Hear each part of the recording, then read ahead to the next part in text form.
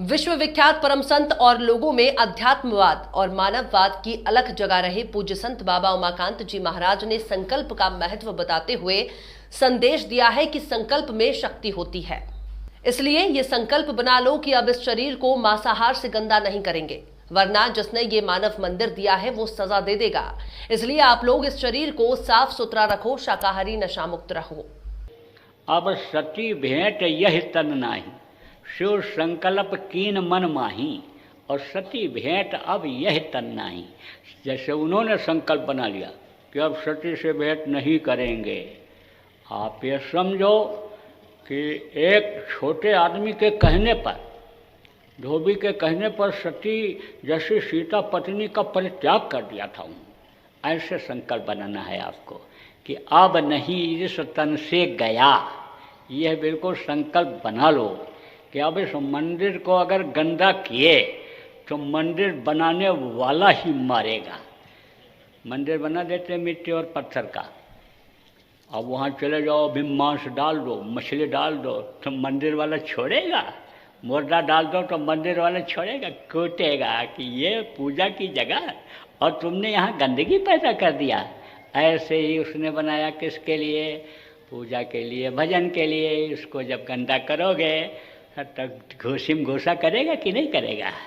अरे ऐसा थप्पड़ लगता है कि मुंह पीछे हो जाता है। उसके थप्पड़ को आप नहीं जानते हो। अभी तो आप सुने हो कि राम ने थप्पड़ लगाया था तो 1 लाख पूत 1.25 लाख नाती और 4 रावण घर दिया न बाती। कृष्ण ने थप्पड़ मारा था जब बात नहीं माने थे, कहा था सुई के नख के बराबर जमीन नहीं देंगे। कृष्ण ने कहा था हक मत छीनो दूसरे का, दे दो कौरव पांडु का भी हक होता है। जब नहीं माने बात लगाया थप्पड़ तो 11 अक्षौणी सेना खत्म हो गई 18 दिन के अंदर। 1 ही घंटे में 56 करोड़ यदुवंशी खत्म हो गए। ऐसे थप्पड़ लगता है। आप ये समझो परहेज बहुत बड़ी चीज़ होती है प्रेमियों। परहेजी खाना खाओ और शरीर को साफ सुथरा रखो, बाहर से भी और अंदर से भी। जहाँ रखो वहाँ भी सफाई रखो। तो जब सफाई जहाँ रहती है वहाँ पर आप ये समझो जहाँ उजाला रहता है, सफाई रहती है, वहाँ अन्य तकलीफ देने वाली चीज़ें नहीं आती हैं। आप देखो जहाँ कूड़ा करकट गंदगी रहती है, सांप बिच्छू वहीं छिपते हैं।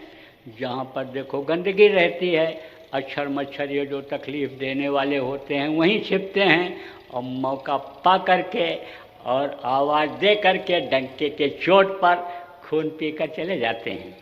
खटमल तो चुपके से चूसता है खून को, और मच्छर कान के पास आवाज़ लगा करके और यहाँ बरौनी पर बैठ करके आँख के पास जो बाल होता है और ऐसे काटते हैं। तो अब आप ये समझो सफाई बहुत बड़ी चीज़ है। आप तो घर में साफ़ सुथरा चौका लगा करके, बर्तन धो करके और अपना चावल का जो खराब दाना है उसको निकाल करके, दाल को फटक करके बनाते हो, बढ़िया शुद्ध खाते हो। लेकिन होटलों में जो 3-3 दिन की दाल सड़ा करके और छौका लगा के दे देते हैं, मालूम पड़ता खटाई पड़ी हुई है, तो खाकर चले आते हो। अब मान लो उसमें कोई कीड़ा पड़ गया और कीड़ा पेट में आ गया तो वायरस पैदा करेगा। कहते हो वायरस हो गया।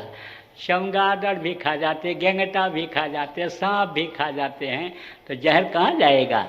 अरे बर्दाश्त ये कर पाएगा इन गंदी चीज़ों को, जहर को बर्दाश्त कर पाएगा?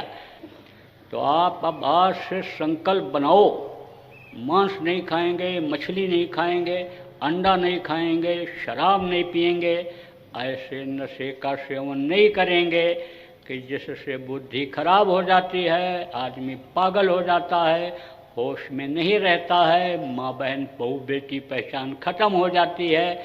ऐसे नशे का सेवन नहीं करूँगा, इसी को आप यहाँ छोड़ जाओ। जिनके अंदर आप में किसी के अंदर बुराई है उसको आप छोड़ जाओ, यहीं दक्षिणा में दे जाओ। अब गलती मत करना, गलती करोगे तो सज़ा मिलेगी। मन तो नहीं मानेगा, मन तो कहेगा, लेकिन मन को आपको मार देना है। जो मन को मारना, जिसने मन को मार दिया, मन को मारा वही सूरमा कहलाया। इसलिए वीर बन जाओ, बहादुर बन जाओ। नाम के आगे जैसे लिखा रहता है, सिंह लिखा रहता है, आदर सूचक ऋषि मुनियों के नाम के आगे लिखा रहता है, उनके नाम का गोत्र लगाते हो तो उनकी तो कुछ इज्जत करो। आप समझो कि इज्जत करो उनकी, उनके आदर्शों को याद करो, राम को मानो, कृष्ण को मानो, लेकिन उन्होंने जो कहा और उन्होंने जैसा किया अच्छा व्यवहार वैसा न करो तो मान